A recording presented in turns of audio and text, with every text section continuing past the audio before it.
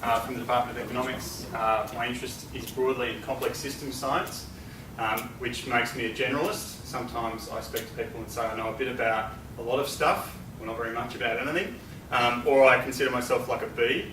I think gardens need bees, so I do a bit of cross-pollinating. Part of that is in educational research. My kind of training, I guess, is in computational modelling, data analysis, econometrics, statistics, yada yada. So I'm a kind of show me the data guy when it comes to educational stuff.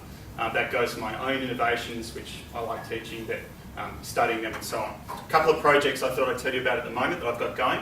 On the right-hand side is probably my most exciting work at the moment in educational area, which is about building automated maps of units and within the unit and then within departments and across the entire university. The bottom one is actually part of the map, a network map of all units in the whole university. If I had it at that scale, it would be much larger than this wall. There's, 2,000 units at Monash. I basically have written an algorithm which finds relatedness amongst units using the synopsis and unit objectives, and hopefully will give students, staff and administrators a map to what we do at Monash. You'll know where you fit in. You'll know who else is teaching what you're teaching. It might help administrators to find research areas. They say, look, we've got some money for this. Let's grab the 5 unit coordinators who do this, talk about it, okay?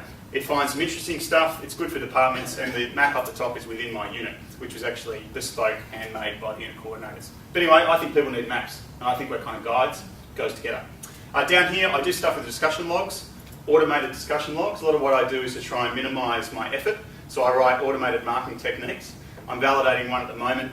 My conjecture is that the pattern, the way that people interact with discussion logs, is actually going to be related to the content of what they write when they write online. So I don't need to read what they write online, maybe, but I can actually tell from the pattern of their interaction what kind and level of content they're actually making. That's my conjecture. Could put some tutors out of work, but that's the hope. I do a bunch of stuff with discussion logs. Here's a bit of an indicative data from them if you're wondering what happens in discussion logs. This is from a whole heap of students. Most people post about the same length, but the good people who are at the top do more posts. Okay, so there seems to be a basic unit idea that goes onto discussion logs, and the way they post during the semester is related probably to other work. I had a major assessment due here, and so on. So I do that sort of stuff, statistics and things. If you need help or collaborations with that, I'm interested. Brilliant.